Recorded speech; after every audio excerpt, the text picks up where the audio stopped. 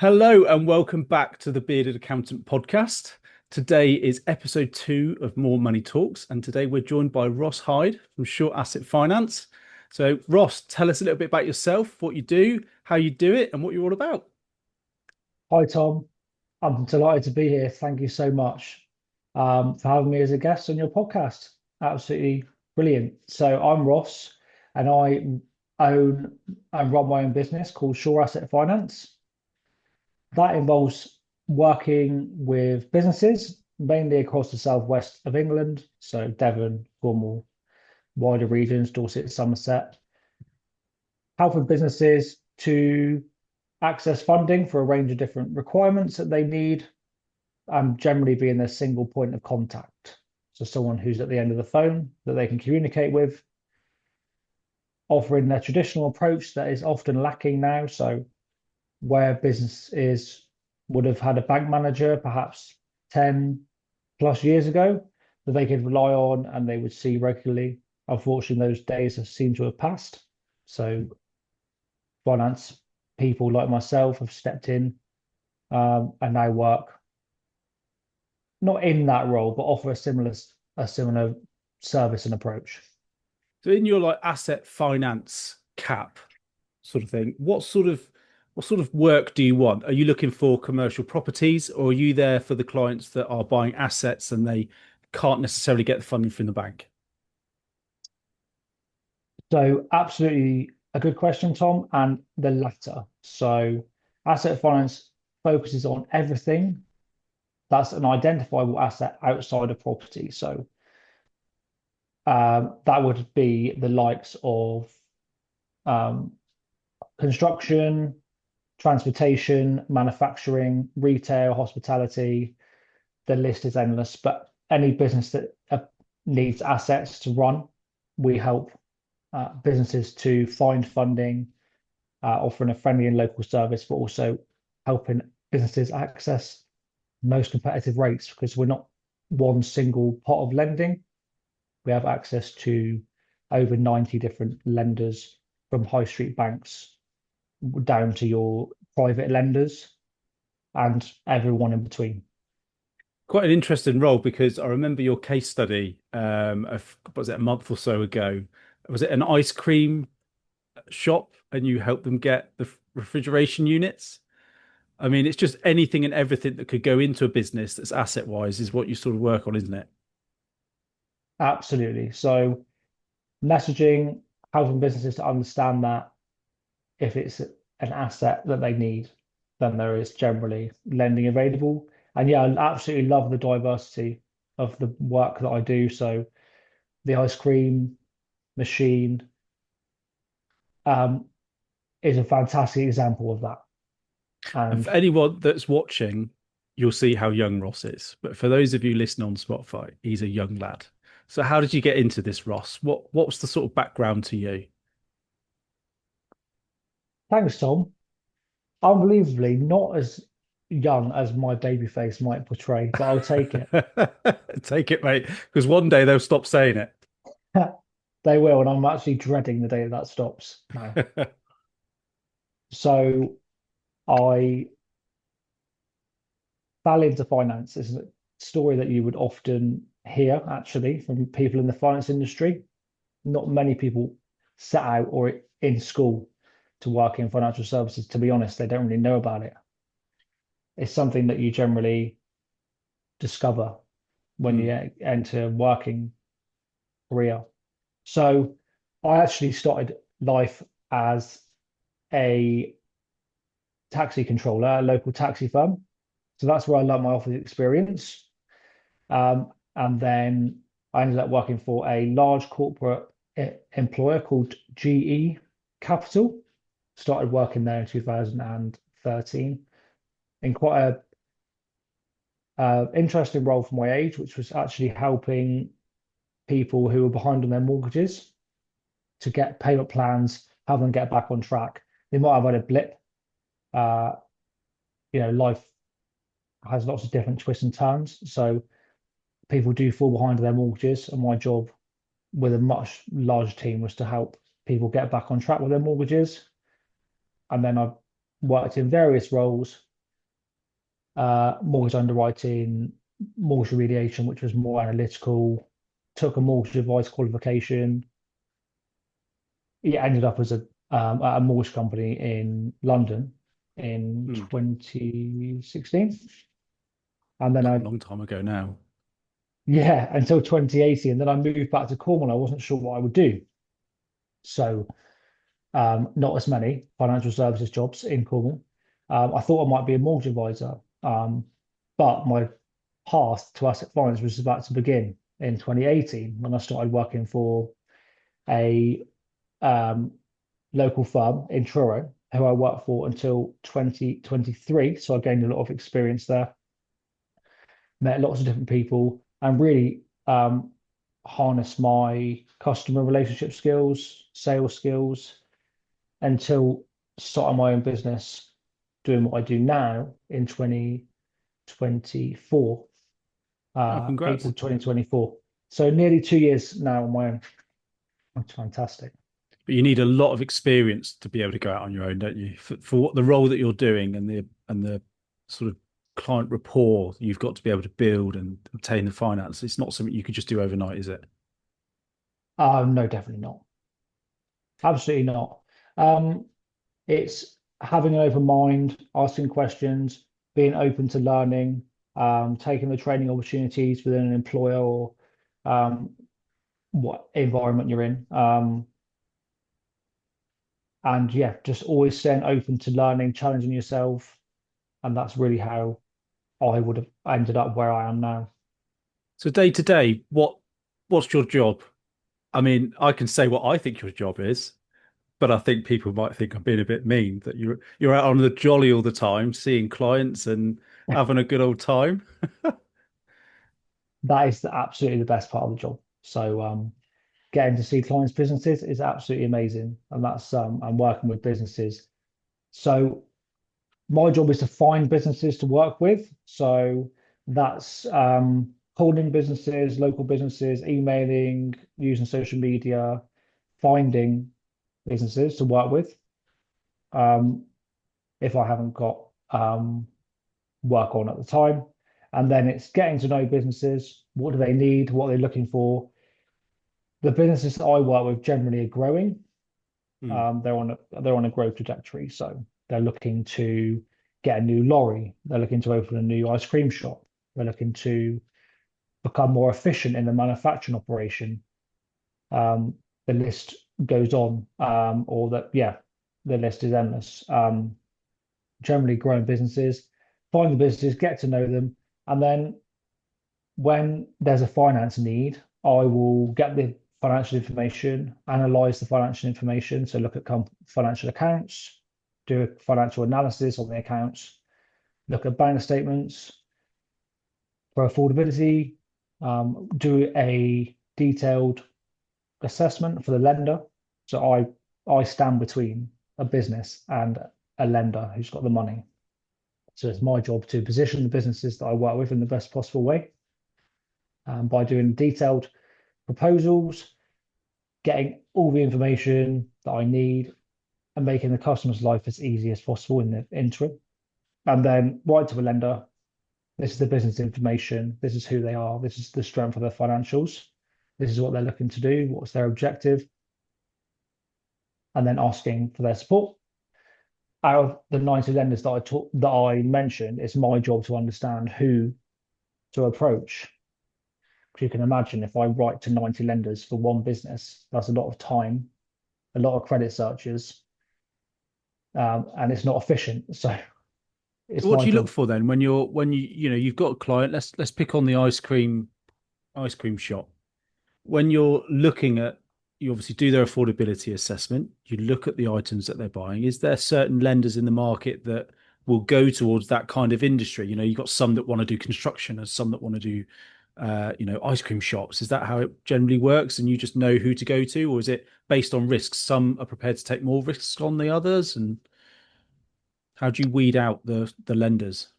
It's actually a balance of risk and industry. So the lenders will be looking at how long a business has been trading, the director's situation. So Are they long-standing directors? Are they experienced?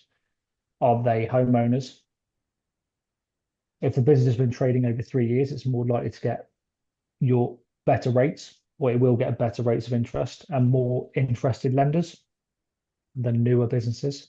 Mm. Um, Financing a lorry, most lenders want to do, but financing a coffee machine for a cafe or financing a ice cream machine, they're deemed as softer assets. They're called soft assets. More risk. So not all lenders like doing that. So generally, there's no fast track way to understand what each lender does without experience of dealing with them and communication. So Mm. picking each lender's got a business development manager or of some description, someone to talk to basically. So my job is to talk to them, find out what they do, find out what they like, find out what they don't like, find out what their interest rates are. So then I can position them or not to my clients and then potentially line them up for being the lender of choice that for that particular Mm. uh, a piece of equipment for that particular client. Now, I know you can do things, I mean, in the grand scheme of finance, fairly quickly is weeks, isn't it, in our industry? Doing something over a month would be considered quite quick for finance. But how long, client gets something in their head, when do you think they should talk to you about their idea? So the stronger my relationship with my client, the earlier they phone me. The business owner should phone ideally, as soon as the idea becomes likely to happen. So if it's something that they've thought of in a meeting that they decide to action, they should pick up the phone at the soonest available Mm. opportunity. In reality, it's when the ball is rolling, they've decided they're going to purchase the asset. Yeah, They've put an they've offer spoken in. probably yeah. They've spoken to the equipment supplier, and when it comes down to timescales, unlike a lot of other products in the industry, asset finance is made quick, really Mm. fast. So, for example, I helped a company buy a vehicle last week, and we managed to conclude everything from start to finish within one working day. God, blimey. So that's from initial conversation to application to signing my documents to completing them and then picking up the vehicle one working day. Now, I wouldn't be doing my job if I didn't ask you, but did they have up-to-date set of accounts for that? They had a good credit rating and good financial position, so the lender actually automatically approved them. Oh, happy days. So the information the accountant sent the company's house was obviously good, Hmm. and allowed all the credit reference tools to work in the way that they should. Um, Asset finance industry is not exempt from automation, so lenders are beginning to use technology more efficiently to make Hmm. fast, generally instant decisions to make the broker, me, and the business owner's life easier. So they can get things done faster. Yeah, it's a big red flag for me when you hear of a set of accounts. Oh, we got a 3 month extension, and they Mm, submitted after their normal 9 month deadline. So you've shot yourself in the foot for when it comes to a finance perspective, because that doesn't flag on a lot of the lenders' systems. It's still late on their systems. So when yeah. you go to get finance, it's not ideal. So get your accounts done. It's fantastic to see things on time. Now, if I've been there, I've done it. I had a problem with a client where they were struggling to find finance, and obviously, without naming names, I came to you. You sort of What I really liked was you said, "Thanks very much, Tom. Send me over a set of accounts and a background." And then that was it. That was my part of the journey done, bar a few questions here and there, which I found incredibly valuable, because normally we're the middlemen that are Mm. answering for both parties. What is the onboarding process like? Because I didn't see that from your side. So someone comes to you, how does it happen? How does it work? So customer comes to me, we talk about technology, but there's nothing better than the phone. So we get on the phone, we get as much information as we can during a phone call because I can ask the right questions to get all the information that I need for onboarding much more efficiently than asking somebody to write me an email or send me, a message with all of it. I can get it within 5 to 10 minutes just for a human conversation. That gets all the information on my system, and then I need permission to hold it. So the customer receives a secure link to consent to us holding their information, which is then valid for 12 months. So it's a privacy notice, which most businesses have to have signed now for GDPR. And then there will be financial information required often, particularly if it's for a larger requirement, such Mm. as a brand new lorry. They're over £100,000. Not many lenders will do that through a credit reference tool. Some will. Um, but yeah, generally accounts are required bank statements. So I send the customer an email, they reply, I get it uploaded onto the system. Through the conversation that I had, I should be able to do a write-up with that based on the conversation that I've had already and the accounts and bank statements. But if I need more information, the first thing I'll do is try and pick up the phone again Mm. just to ask the relevant questions from the accounts. And the accountant, Tom, you can be very, very useful because it's all about making the customer's life as easy as possible. So the customers don't often always understand what's in their account. So I'll offer to speak to their accountant directly with any specialist queries. Mm. So then I'll write an email to the accountant or phone the accountant, and then they'll tell me what I need, and then I'll approach the lender. So there's not too much back and forth. Well, in fact, I don't like there to be any back and forth, but Mm. depending on the scenario, What's sort of the depends. main reason you see applications fail then? So rushing ahead, I would say, not sending the right information, um, having a poor financial report, so late Mm. payments on bad, poor financial management, so returned bank statements, returned debits on the bank statements, exceeding Right. overdraft limits. Loss-making companies are able to get finance, but generally my job is to prove that a loss-making company is turning the page. Mm. It's So the if big there's thing, a isn't it? worst, It's the big difference between having profit and having cash, isn't yeah. it? And you can have a profitable business that is burning through cash, but you can have a loss-making business that's got a great cash flow position.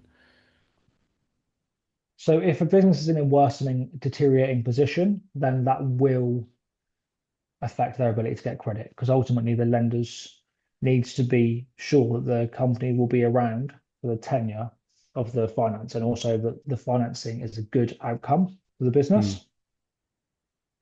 Um, so yeah, worsening position, poor information, rushing ahead, so not providing the lender with the information that they want, trying to take shortcuts, Yeah. um, which comes with experience that you would learn um, how a lender wants information and what you can and can't um, sort of present them with. Mm. And if I was to, yeah, let's say we didn't work together or clients were looking to work with an asset finance specialist, we always do red flag, green flag. So what would you say were green flags for someone to want to work with someone like yourself? You know, they're looking at asset finance companies and they're looking for a broker. What's the green flags and what are the red flags? What should they avoid? So they should um, look for a broker, I would say, in their local area. That's a green flag. Um, so look for someone who they can communicate with.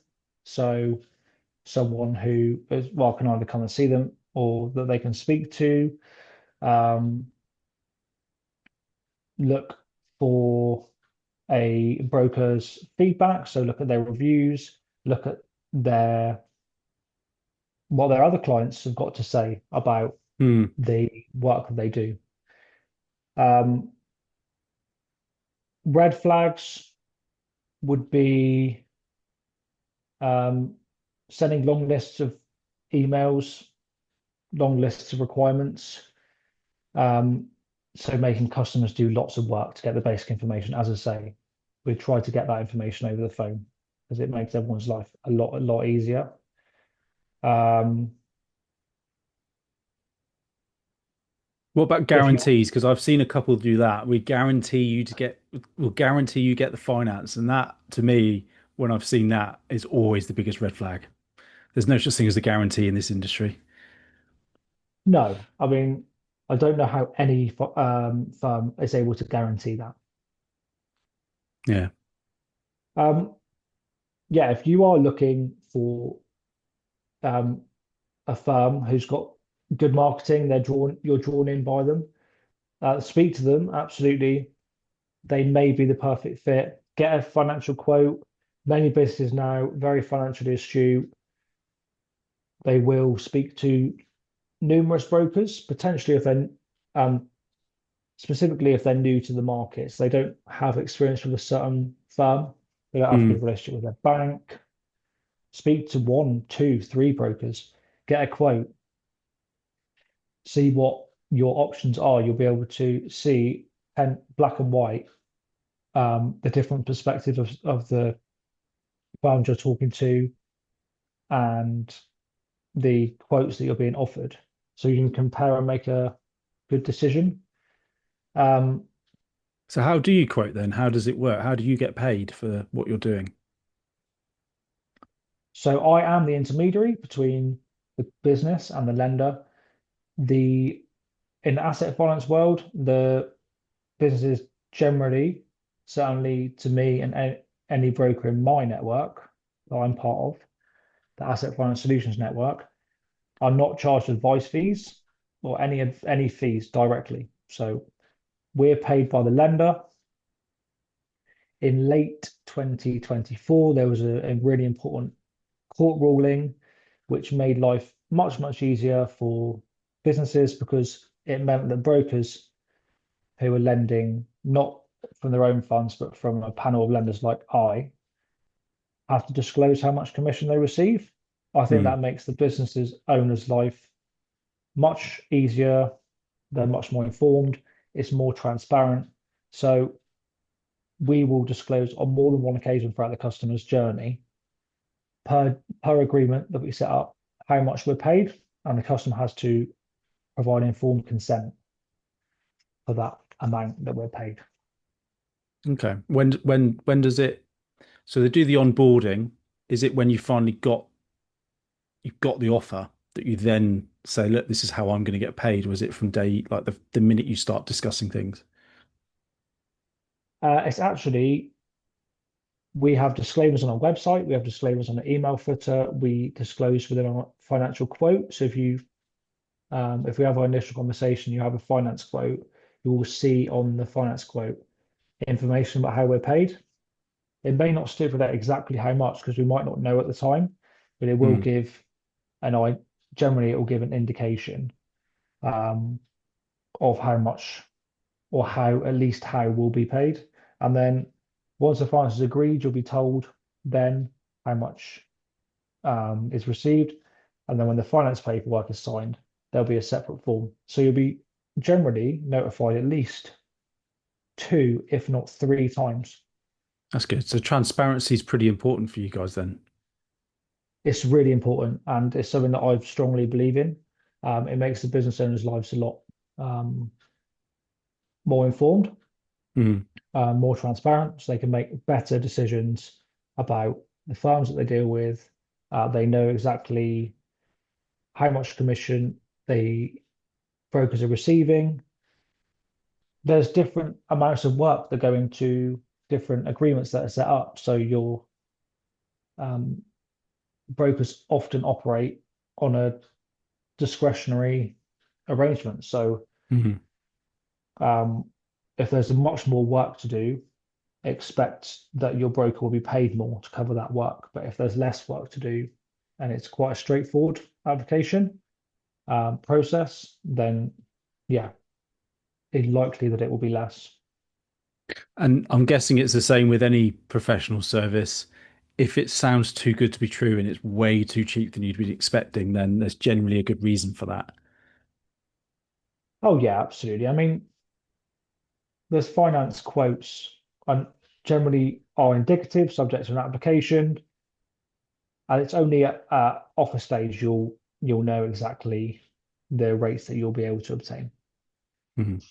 What I try to do, and 99% of the time is the case, is the rate that you're quoted is the rate that you're ultimately offered and that you'll be signing for.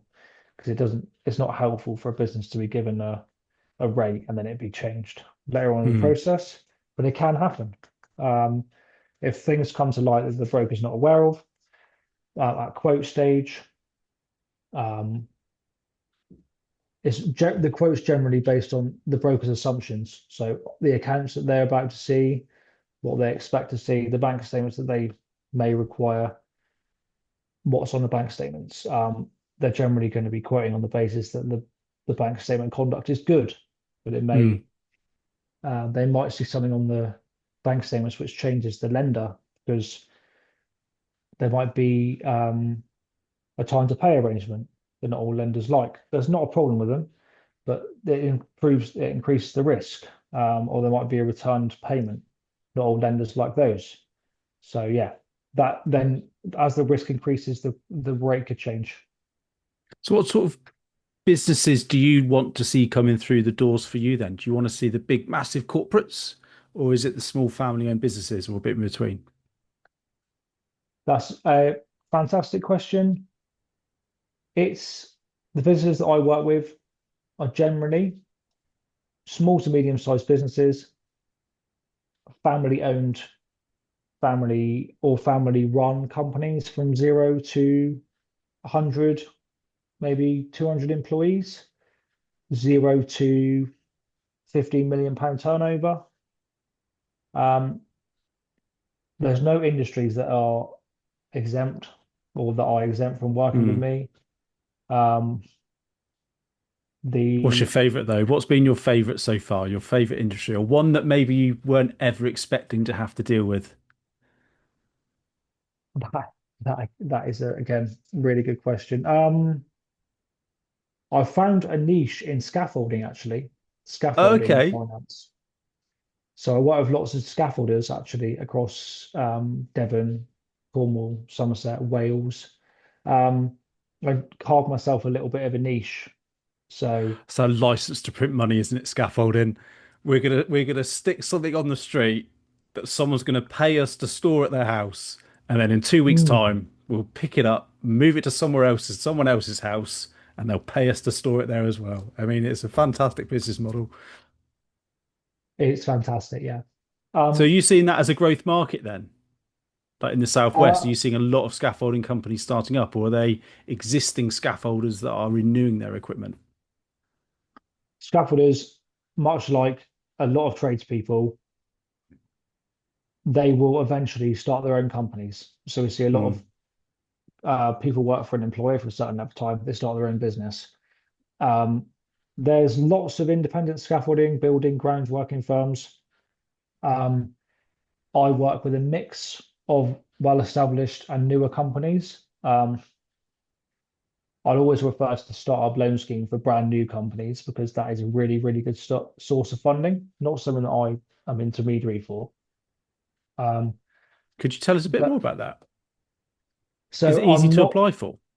absolutely. So go to startuploans.co.uk. There's a simple application process, and you'll find a intermediary that you can speak to about it. Um, it's government supported lending. Is this the British bank? One of the Yeah. British bank schemes, yeah. So I talked about earlier, asset finance lenders like to offer better rates for 3 years plus trading. Brand new companies can still get asset funding. But it's always worth considering, particularly if you're looking for less than £25,000 to speak Mm. to the British Business Bank, um, one of the British Business Bank's appointed firms first about the startup loan scheme.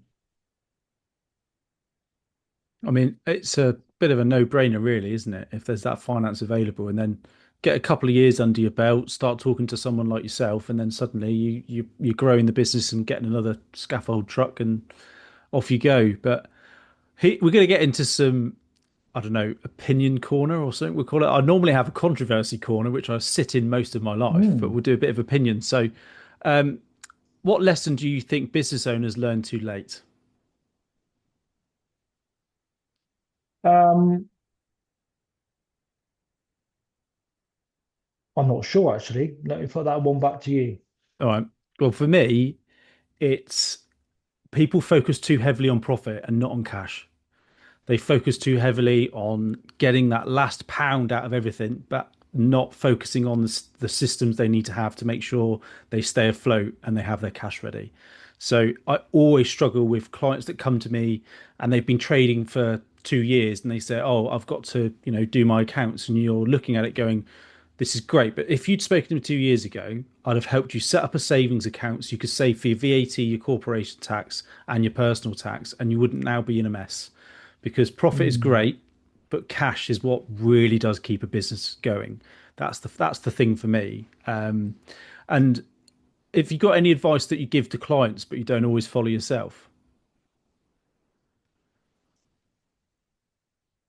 Um, so going back to what you were saying there, I'm not meaning to piggyback you, but they say that turnover is vanity, profit is sanity. We do see businesses who do become hooked on turnover. oh yeah, They'll win a larger, they'll win a larger contract. Um, However, it may not be the best outcome for the business because it's not profitable. mm, Um, and eventually it can actually make the business's position deteriorate. yeah.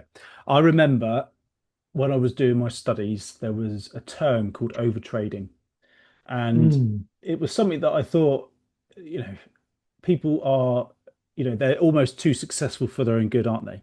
And the first time I ever saw it in practice was a scaffolding company. They took okay, out a huge amount of finance on loads of scaffolding, but they lost control of some of the big debts. And when those okay. big bad debts happened, that was it. They were done for. And that was poor planning. That was, we've made a bit of money. Let's go out and buy 3 or 4 vans, and they just went absolutely mental, and it just, Mm, yeah, it all fell apart. But yeah, I mean, that I've not come across that expression before about vanity and sanity, but it is true. And you hear people say, "Oh, I'm on a, I'm a six-figure guy," and then you come mm. to see their tax return, and they've actually got the same profit every year, 12,517. You think, Oh "Oh, yeah. that's really interesting." That's how you do your tax return. Good luck. What's one bit of advice you give to clients, but you don't always follow yourself? So be prepared for an application, get everything together in good time. Now I'm a business owner, I do find myself rushing around last minute a little bit more than I hoped to do. It's always the So same, isn't it's it? It's not like a busman's always holiday, plain isn't it? sailing, is it, in business? Yeah. Oh, right. So you're saying accountants are the same. I I can Oh, honestly that's a sweeping say statement. that I, like, from a personal point of view, I won't do my tax return until every one of my clients has done their tax Mm, returns done. I can do it in about 4 hours, but I feel if I can't get a client's tax return done, I shouldn't do my own. And I remember one employer I worked for actually got a late filing fee for his own tax no return way. because he had spent so much time working on his own, working on his clients, he'd forgotten about his own tax return. And Mm. honestly, I guarantee you, most professionals are like that. They are it's tell the clients what's the best thing for them, but they always do their VAT on the last day, their accounts in the last minute, and their tax returns at the last minute. It's just the way of the world, isn't it? It's nice to have I'm in the right crowd then. You are I'm absolutely in the 100%. right cloud. Yeah. And what would you say was like the most boring part or annoying part of your job? So it's got to be it has got to be processing the paperwork. So there can be a lot of paperwork to do, and manually typing out documents is not my idea of fun. I'd rather be with the client talking about their business. So Yeah, it is it is a bit annoying. Yeah. I'd much rather be talking to people and yeah, doing that's what the I bit love, for the me. bit that I love. It's the AML stuff. It's you go out and meet someone, and all the compliance stuff you've got to do nowadays is Mm. unreal, isn't it? I think for some clients, I do more compliance than I do actual advice. There's a lot of compliance. Yeah, evermore. Absolutely. So Mm. believe it or not, yeah, there is a lot in the background to deal with. Training assessments, yeah, compliance assessments, Have you got a lot of lots of different CPD to things. do? Um, we do have to have a certain amount per year, which is really important because it's important that Mm. we keep progressing, stay up to date too, so we can best support the needs of our clients because Mm. things change constantly. Death by PowerPoint. It's the only way to learn. Mm. What would you say was the most interesting part of your job, though? So every day is a school day. I get to learn about different business owners with different challenges. They are in different places. Every business does different things. So when I'm asked, oh, who would you prefer to work with? It's a really difficult question because even if two businesses you think on paper do the same thing, they're an engineering firm. Well, that's so broad. They can, yeah, everyone's different. So I love the diversity. I wouldn't do this job and have this business if um, there was no variety. So what's your if you were if someone was if we'd had if we were 5 pints down in the pub now and we were trying to compare the most exciting places we've been to meet clients, what would be your number one, like your best place you've been? It's the chocolate factory. It's definitely a chocolate factory down in Cornwall. It is fantastic. It is brilliant. They make chocolate. They, yeah, it's just Charlie and the Chocolate Factory in Cornwall. It's great. Oh, so if you can get me a little introduction, Ross, I'll thank Mm, you very much. You get more than a couple of boxes of chocolates in the post. Um, all right, fantastic. we're gonna get into the nitty gritty now. Do you have any work related superstition or ritual? So I don't think that I do. Do you? Uh, I don't like to call the revenue on a Friday. Mm. Just because if it's bad news, I don't have to worry about it all weekend when I can't fix it. That's probably one thing I don't do, and I never think to myself or say, "Oh, it's not so bad today." I mean, the minute Mm. I've ever said things are fairly comfortable, something has blown up, so I don't even do that now. I make sure I'm always stressed. That's how I keep myself busy. But have you got any bad habits at work that you're guilty of? So I do find myself multitasking more or trying to multitask, doing too many things at once, far too often. That is Like trying to juggle my worst lots of habit. different jobs? I'm just working on two things at once, checking emails when I shouldn't be. Definitely a distracted person at times. However, I do recognize it, and That's part of the battle. it certainly is. And actually, my superstition is not to call customers sales calls anyway, on not on a Monday morning. Okay. Any reason? Just I can just imagine business owners are chucking things around in their office, juggling so many Yeah, priorities. They don't need me at that time. I can wait. I totally agree. I cannot understand how, if anyone says in January, what do you do for a living? You go, I'm an accountant. Everybody knows we're busy. It's our time of year. So when I get a salesman ring me up and say, have you got some time to talk about our product? I mean, I could tell them where to go if I'm honest. Mm. And I think it says so much about how you know nothing about my industry that you're ringing me now. But anyway, I was telling you this earlier. Get me on a rant and I'll go off on one. So I'm Oh going to yeah. stop. But Right, AI. Do you use AI? Do you like ChatGPT? As Mr. Boris Johnson would say, I love ChatGPT. So I might be babyface and look young, but I'm a bit of an old person when it comes to tech. So I have dabbled with ChatGPT, but I'm very early doors. Yeah. Scares me a little bit. So yeah, I have ChatGPT, definitely. I I had a ChatGPT one recently where a client emailed me some questions that were clearly from ChatGPT. I rang her up. I said, did you ask me this question, or did you ask ChatGPT to send me the email? She said, I asked ChatGPT if there was anything I should be worried about as a business owner. And I said, that's great, but some of the stuff ChatGPT has asked you to worry about applies to American law. And it even Oh, says American law. So please, before you ask me to reply, can you just double check that it is even relevant? And if there is anything to worry about, just come and ask me and I'll tell you if you need mm. to worry. Right, corporate expressions you love and hate. Got any examples? Do Oh you yeah. use any? Do you use any acronyms? I used to work for a big American corporate with loads of Go acronyms. on, So what was your favorite? we used to talk in acronyms. Um,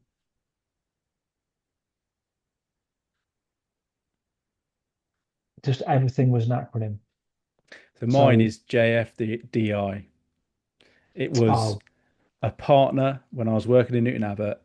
He would You'd ask him a really important question, put loads of research into it, and you say, "Do you think I should do it? What do you think is the answer?" And he would just put JFDI. Just oh do it. mm. That's my favorite one. Um, right, should we get into the quick fire? Oh yeah, absolutely. Let's go. So strap in, Ross. Favorite way to eat your eggs? Poached Poached. Oh, that's a good one. I don't think we've had poached. Your favorite pizza toppings? ham and pineapple. Ha, Controversial. Are you yes, Cornish? yeah.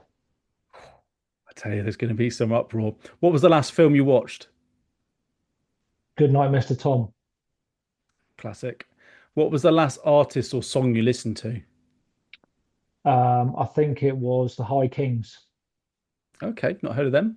What type of World music's that? Rover. So Irish music. Okay, what Celtic? I absolutely love all types of music. Oh, cool. Do you have a guilty pleasure film? So I do like watching Disney films, actually. Is that because Car you've got young children? Monsters Inc., Cars, They don't all tell of you that. this is when you become a dad, you get to rewatch all of your favorite films that you had as a child, and no one will judge you so long as you sit and watch it with your child. Mm, brilliant. It is fantastic. We Absolutely watched the brilliant. old Robin Hood the other day. Do you remember that film from was it Mm, 60s? Brilliant. Guilty pleasure music. cheesy pop. Absolutely Cheesy brilliant. pop. This is Pop World on a Friday night, is it? Just anytime. Definitely helps me get through the day. Good man. Oh, so you listen to it regularly? Oh, definitely. Dua No, if you weren't in your Lipa, Ray, all of them. They had definitely a place in my life. so what sort of era of cheesy pop though? I mean, are we talking 70s, 80s, or 90s? Are we talking you're an S Club 7 boy? So I think I can go 80s onwards on that. Okay, that's good. ABBA, is that cheesy pop? Well, is it cheesy? I'd say it's classic cult. Mm, Yeah. No, I think so maybe noughties onwards then. Or, noughties onwards. That's good. Now, if you weren't in your current profession, what would you want to do? I think I'll be a good detective. Good detective, really? Mm, What makes you say that? just I'm very good at like listening to conversations. Right. Probably better than I should be at that. Picking up different signals in the room.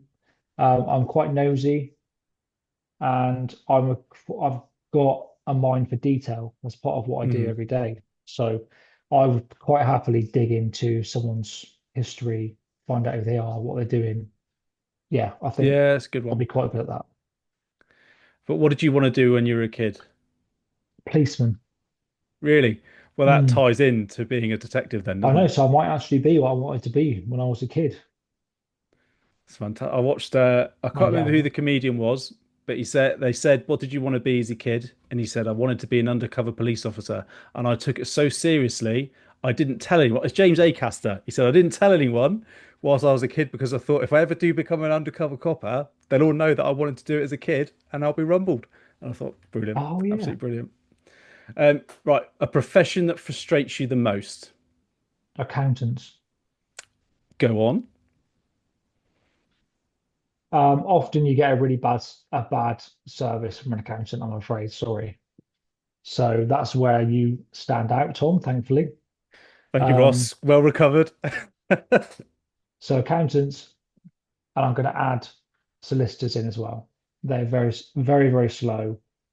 Generally, in my world, things need to move quite quickly, Mm. but accountants set their own pace. Some can be quite old-fashioned, so they do things in their own I time. totally agree. I've seen it before. I've taken on a client recently because the accountant just would not get a set of accounts out the door. Mm. I can never understand why. So next question, final one. What profession would you like to see next on our interviews?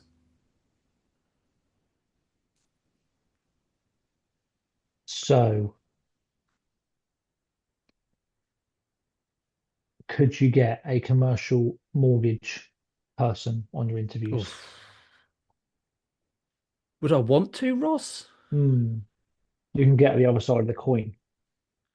Yeah. I mean, what would you say?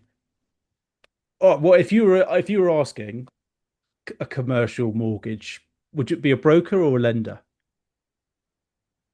I would have to be a broker. So what sort of questions would you want to ask them? Um, Why are you so useless? Would be one of mine, why didn't you ask me that? Because you've actually been quite helpful in the past. Oh, thanks, Tom. Because it's really broad. Like, I'm asked about it all the time. There is a lack of understanding out there about what's available, what you can and can't do. There is often um, there can be poor advice and poor outcomes. So um, it'd be good to know like what you can and can't do, what the Mm, best approach, because there's different products in the commercial world that you can use to make different decisions. So like buying a rundown commercial property, refinancing your commercial property. mm. Do I buy a commercial property in a pension or not? Yeah, that's a good shout. There's lots of different. There's so much more to learn about commercial finance. Well, asset finance is obviously great and it's got many intricacies. But you need to talk to a commercial finance person about property and that sort of things. I did beat a broker recently who's based in Truro actually, and she was lovely. And I'm looking forward to working with her on a couple of projects coming up for clients.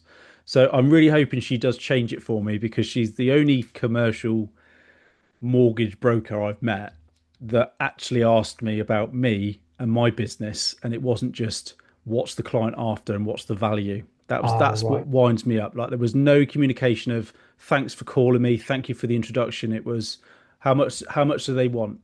It was just Mm, very no way of wanting to work a relationship with me, which for me is critical with my clients. They want when they say to me, "Who do you recommend?"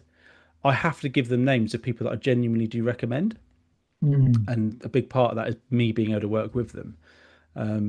But yeah, I think at this point, Ross, bless you, you've been very good.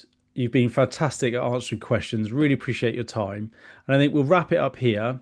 But if you wanted to have anything last to say to people about who should get in touch with you, what they need to do, how to get hold of you, far away. if you're a business owner that's got a question about finance for your business, then please don't hesitate to call me, WhatsApp me, email me. If I can't help, I will be honest. I will tell you the truth. I will signpost you to the relevant person. So whether that's a commercial mortgage person, whether that's the startup loan business, I can be your single point of contact to answer any questions.